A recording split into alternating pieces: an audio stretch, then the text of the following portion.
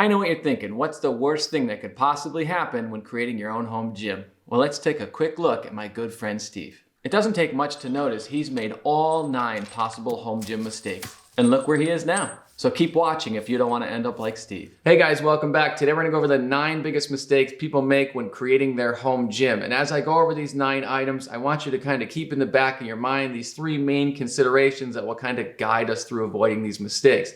And that's number 1, what is the goal of your gym? What type of lifting are you gonna do? How many people are gonna be using it? That type of thing is really gonna guide us. Number 2 is what physical space are you working with? Because that's gonna change things up quite a bit. And then number 3 would be the cost. How much are you budgeting it out? Whether that's the short or the long term. Now, let's just get right into mistake number 1. The number 1 piece of advice I would give somebody is try it out before you go all in. And I know what you're thinking. Why did he have to move his camera to tell us that? Well, it turns out I just kind of stopped talking after the intro, so I needed to go over here so I didn't look like such an idiot. So here we are.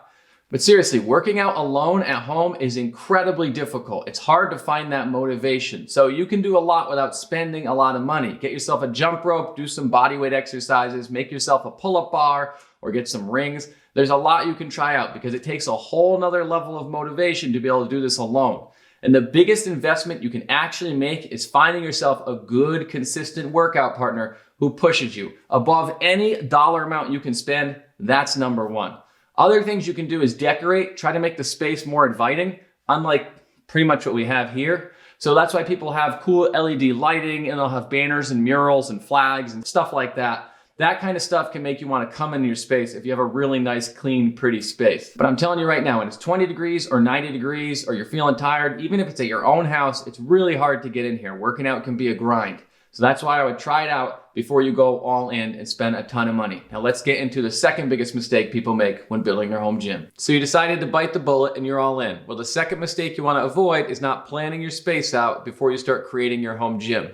So when I started planning my space out, I kind of thought of it like I was leveling it up. Level 1 was getting the essentials, my platform, my power rack, my weights, my barbell. I even went as far as removing a window in my garage so I could put the rack where I wanted to. Level 2 is getting my dumbbells. Level 3 was getting my cable machine, and the list goes on. You also want to think about things like lighting. So if you go back to some of my old videos, it's literally just a compact fluorescent light bulb, or sometimes I'd hook up some halogen lights to kind of light me up and make it work. And even things like your wall space, where you're going to put your mirrors, how you're going to store stuff, that's all kind of things you want to keep in mind. From there, you want to start thinking about the type of lifting you're going to be doing. So if you're doing Olympic lifts, you want a full platform, maybe you're just deadlifting, or maybe you have something like me where my platform's just an extra foot, so I have a little bit of a hybrid. But if you're bodybuilding or CrossFitting, that's all going to have different requirements and things that you're going to need. And as you go through, you want to plan out the type of equipment you're going to want for your gym. This rack, for example, it's 6 feet, but in length, it's actually taking up over 7 feet because of the weight storage in the back. And it's about 10 feet in width when I take into consideration loading and unloading the plates. So all those things you have to kind of think about in kind of a 3-dimensional thing. If I'm doing overhead press, I don't just need the height of the rack. I have a buddy, we go to overhead press in his basement, we got to slink down a little bit because we're going to hit those rafters. Those are all kind of things you want to plan out so you avoid those errors in the future. And from there, you want to do your research, which you're obviously doing right now by watching this video. And there are a lot of resources out there on the internet, but the internet is a scary place and those are bad people. So you don't go out there, you stay right here and you subscribe. The third mistake you want to avoid is not budgeting, and that's in the short and the long term. So if you know you have $1,000 now that you saved up, but you have a 5-year plan where you're going to spend $1,000 a year, for example, you know now how to spend that money, and you can prioritize those needs and those wants so you don't end up like, I don't know, me? Missing a bunch of stuff? And I would suggest going slow and getting the best gear you logically can, or at least should. I have a friend who has a lot of the same item because he doesn't plan and he sure as heck doesn't budget. So he just buys the thing and he upgrades it and he upgrades it. And now he's just got a bunch of junk in the corner he never uses. Basically, don't buy too much too soon unless you're going to use my affiliate links. Then go crazy. Now let's get into mistake number 4. The next thing you want to avoid is buying equipment that doesn't have a ton of versatility. Those are things that you might use once or twice, you don't really need, but you might want them. And I don't know, for example, my Viking press attachment. I watched Eddie Hall and Brian Shaw, and they do those presses, and I thought, man, that's sick. So I bought it, and it didn't cost me a lot of money, but I've had it for 5 months, and I've probably used it 4 times. So if you can avoid that one, it's probably a good idea. Now let's hit the next mistake. The 5th mistake you're gonna wanna avoid is neglecting your HVAC.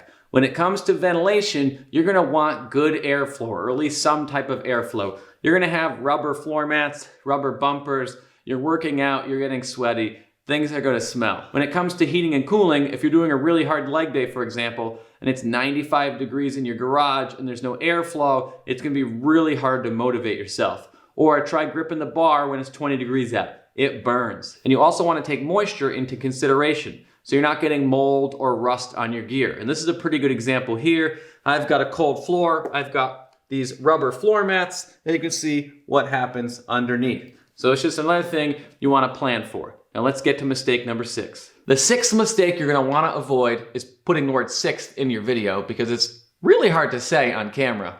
But it's really not having patience and not timing things out. When it comes to timing, I mean, we can time things around basically Black Friday. So last year we didn't get a Black Friday because everything was sold out, but that is when you're gonna find the best deals. And Rogue, for example, only runs one sale and it's on Black Friday. So if you can time that out, it's a great time to push things down the line and then buy them. And that also plays on patience. And when I say patience, I mean, I know last year was the boom of home gyms, right? COVID hit, everybody couldn't go to the gym, we all bought stuff.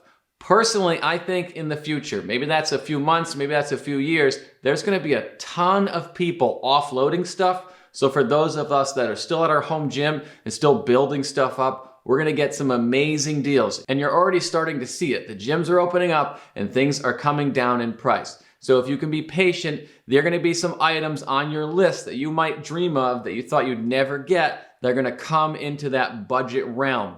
So just be patient and hold on, and let's get to our next mistake. Our 7th mistake is not planning out the next shot, so we're just gonna sit in the same spot. It's really not buying used though. Like I just said, people are gonna be offloading stuff. I already start seeing it in Facebook with prices dropping. So if you go to Facebook Marketplace or Craigslist, and Craigslist, if you can live through the transaction, you'll get a pretty sweet deal. It's just time to be patient, like I said, and start searching around. I think our time is coming for those hardcore home gym enthusiasts. Now let's hit our next mistake. The 8th mistake is if you have a good plan and you have a budget and you have the money, it's buy as much as you can from one place all at once so you can save on shipping. When I did my big rep order, I bought a ton of stuff and eventually it became a pallet. It actually became 2 pallets and the shipping was a ton less. It's the same thing with my deep dish plates. I think when I got to my 3rd set of 45s, the pricing of the shipping stopped going up. So on average, I was probably paying $45 a plate to ship, or a pair of plates to ship my deep dish.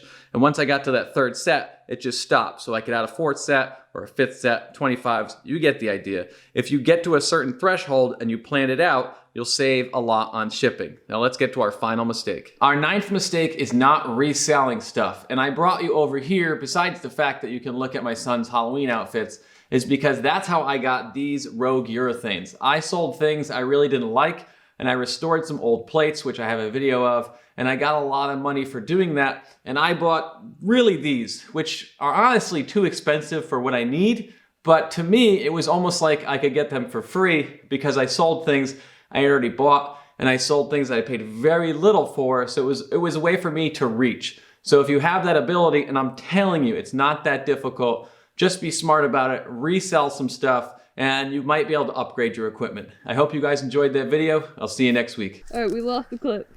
Wait, I found it. Where? Woo!